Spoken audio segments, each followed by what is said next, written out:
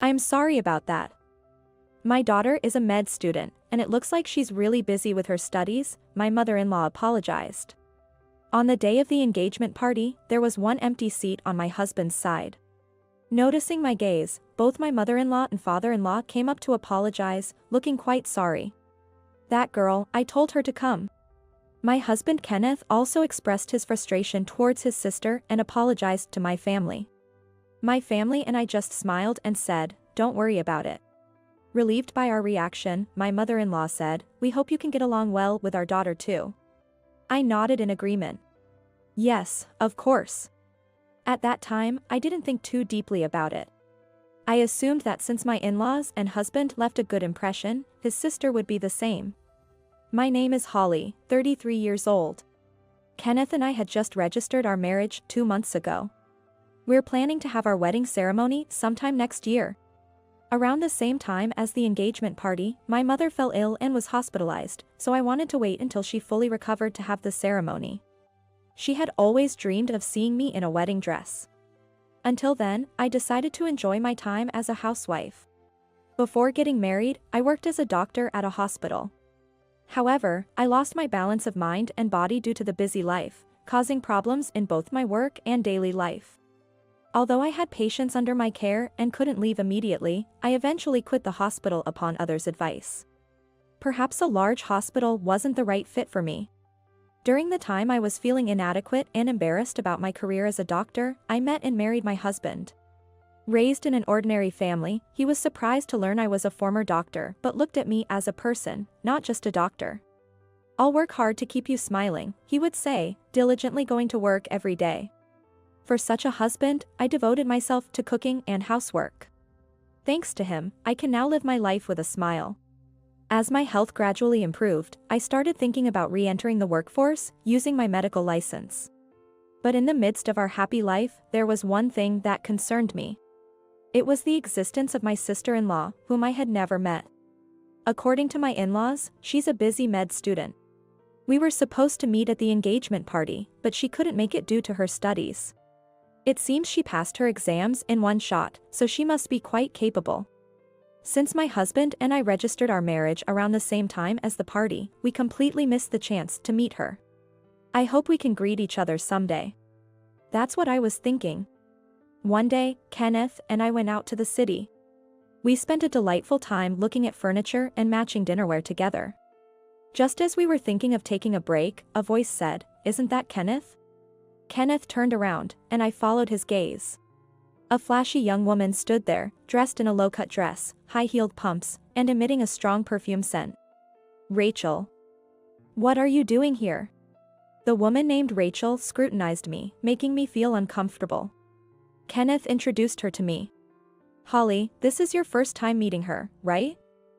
This is my sister, Rachel. So, this is her. Nice to meet you, I'm Holly." So she was my sister-in-law. She was different from what I had imagined, but I politely greeted her. Judging people by their appearance is wrong, isn't it? Just as I was reflecting on this, Rachel laughed mockingly. "Oh, so you're already married? Wow, you are handsome and has a high income, but you married such a plain woman. That's just weird." I was taken aback by her blatantly rude comment on our first meeting. True, Kenneth is 4 years younger than me, good-looking, and works for a major pharmaceutical company, earning above-average income. It's not surprising that strangers might think we're mismatched. But I couldn't understand how she could say such things to my face. Thinking that we might not get along, Kenneth stepped forward to defend me and scolded Rachel. "Hey, don't say such rude things. And you should properly greet her. Especially since you missed the engagement party due to your own convenience." Rachel laughed it off without any concern. "Well, I had a mixer to go to after a long time." Wait, wasn't she supposed to be busy with her studies? Shocked by the reason for her absence, I decided to try and mediate. I was worried that this could escalate into a heated argument between my husband and his sister. Well, we're meeting today, so that's good, right? Rachel, I look forward to getting along with you." Rachel glared at me. "What do you do anyway?" "I'm going to be a doctor, you know. Don't get too familiar with me." Her aura of "I'm important, I'm special" was overwhelming. I've encountered many people with high pride, but she was exceptional. I tried to calm down Kenneth, who was about to yell, and replied, "I'm currently a housewife." "I used to be." But Rachel interrupted me before I could finish. "A housewife? That's just like being unemployed. Unemployed people are just society's garbage. And now you're my sister-in-law? Seriously? Oh, are you just a parasite living off my brother's money?" I wanted her to apologize to all housewives. I felt my cheeks involuntarily twitch. In Rachel's mind, housewives seemed equivalent to unemployed people, which was an extreme view. Maybe my attempt to keep the peace had backfired. "Rachel, enough. Holly isn't the kind of person you think." "It's okay, Kenneth." I calmed my husband down. Even though it was brief, I felt I understood what kind of person Rachel was. She must be intelligent, having passed her exams on the first try and still keeping up with her credits. But her personality seemed to have significant issues. Being a doctor is a wonderful profession indeed. It's a tough journey, but good luck with it. I smiled warmly. What do you know? I don't need your fake advice. Oh, and by the way, I'm still a student, so I'll pass on giving a wedding gift, thanks. My husband seemed too tired to get angry anymore. "Just go," he said, gesturing as if shooing away an animal. Rachel complained in response. "I came to say hi, but what a bad attitude." "Well, whatever. I'm busy too," Rachel said by then, and left. After Rachel disappeared from sight, Kenneth deeply apologized to me. "I'm really sorry about my sister. I can't believe she said all those rude things. She used to be more reasonable." I shook my head and said, "It's okay. Honestly, my impression of Rachel was nearly the worst, but it's much better than having a fight because of me." We managed to exchange greetings, and from now on, I just need to keep my distance. "Thank you for defending me so many times. You know what, let's change our mood and have some coffee. I'm craving some delicious coffee." When I smiled, Kenneth nodded, looking relieved. A few days later, I was visiting a large hospital nearby. Carrying a tote bag with flowers and a change of clothes, I reached for the door of a private room. "Mom, it's Holly. How are you feeling?" As I opened the door, my mother smiled happily from her bed. I regularly visit my hospitalized mother to help with her clothes and personal care. Today she seems to be in pretty good spirits. In place of my mother, my brother Andrew, removing his stethoscope, answered. He works as a doctor at this hospital and is also keeping an eye on our mother's condition. This familiar face always brings a smile to my face. "It's been a while, Andrew." He smiled and said, "Yeah, continuing to record our mother's progress." I set down my tote bag and sat on a round chair beside my mother's bed. Dad was here until a moment ago, but he left for a conference. Bad timing. It would have been nice if the whole family could have been together. What a pity. Mother chuckled. Actually, this hospital is run by my father. I used to work here as a doctor, just like my father and brother. It feels strange being here, a place that's both my family home and former workplace. After enjoying a chat, my mother, feeling sleepy from her medication, said, "Maybe the medicine seems to be working." I feel a bit drowsy, and started to drift off to sleep. After tucking her in, my brother said, seeing both of us might have comforted her. We smiled at each other and left the room. My brother and I sat down on a couch in the lobby. "How are things with Kenneth? Are you two getting along?" he asked.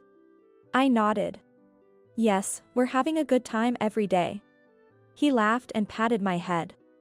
"Ever since I was young, he's always been overly concerned about me, and that hasn't changed even after my marriage.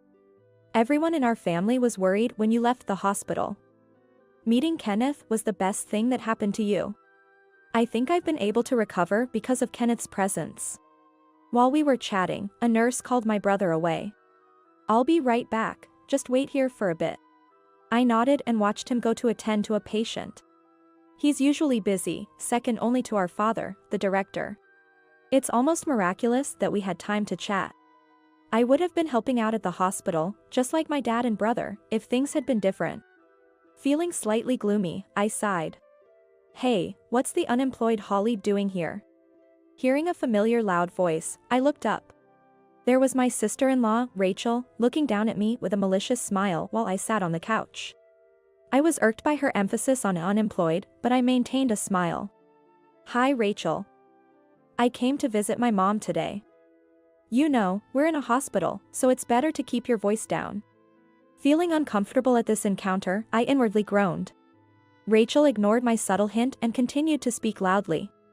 Wow, your mom's hospitalized? I came here for a clinical training today, Rachel said. From her attire, I had somewhat guessed that might be the case. It's not unusual, considering she's a med student at a nearby university. But I wish I hadn't run into her. Even so, her appearance is a bit off. I discreetly glanced at Rachel's outfit and couldn't help but feel dismayed. Though not as extreme as the last time we met, her makeup was still flashy, and her loosely tied hair was casual. I wonder if she understands, though there's hardly any time to fix up her appearance. When I worked as a doctor, I wore makeup too, but I always prioritized cleanliness and kept it subtle to not discomfort the patients. Doesn't anyone advise her on this?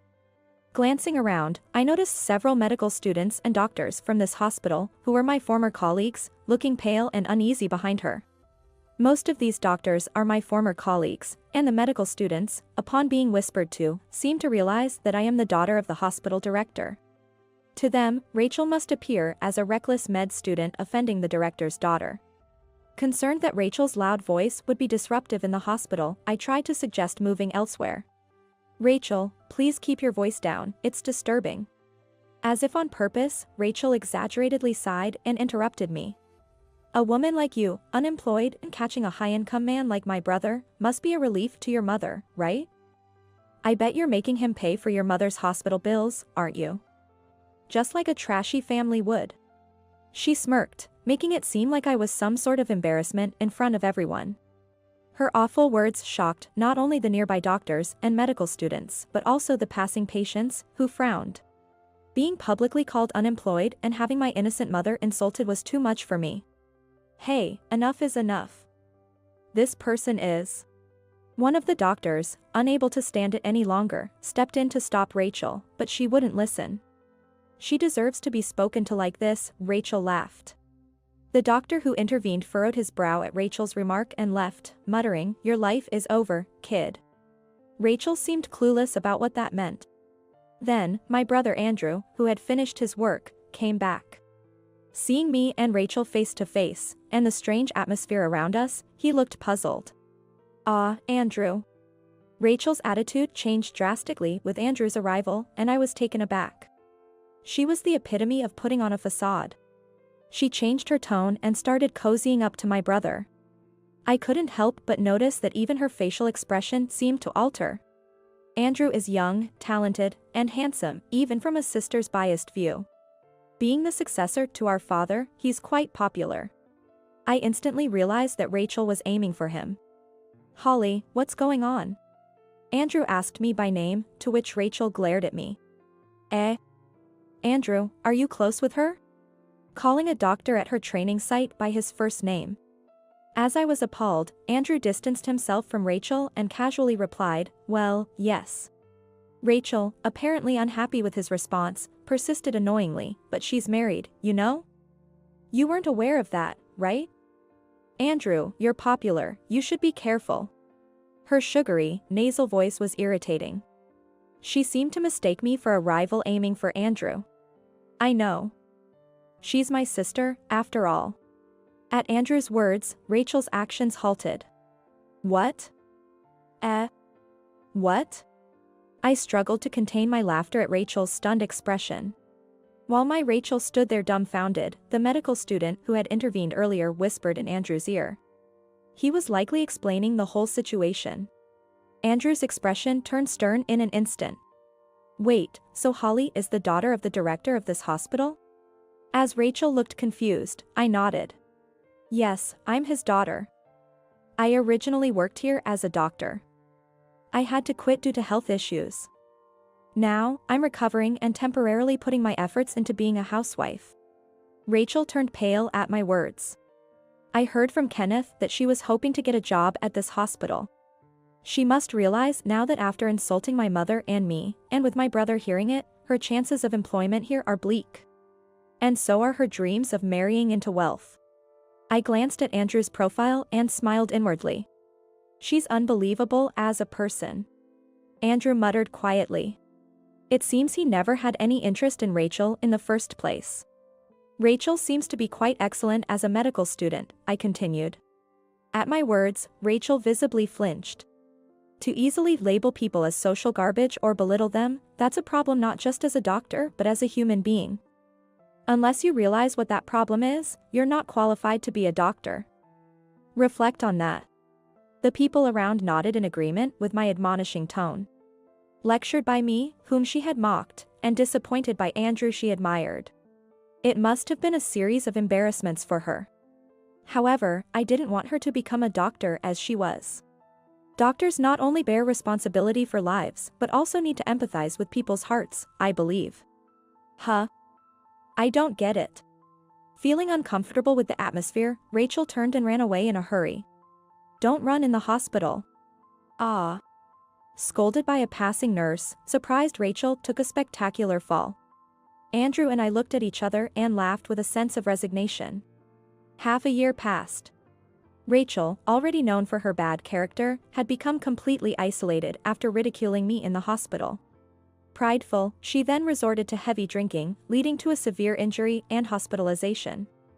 Ironically, she was now saved by the very doctors she aimed to become, finally understanding her own arrogance. I'm so ashamed. I want to apologize to Holly, she expressed regret and reflection, as I heard from my in-laws. She decided to take a break from medical school and plan to start afresh after her discharge, but it's going to be a thorny path for her. Meanwhile, I secured a new job as a medical doctor at a pharmaceutical company. My role involves researching and developing medications, as well as verifying the safety of new drugs. My father and brother asked if I would return to the hospital, but I wanted to try something new. My mother's health improved enough for home care, and she's looking forward to attending our wedding next year.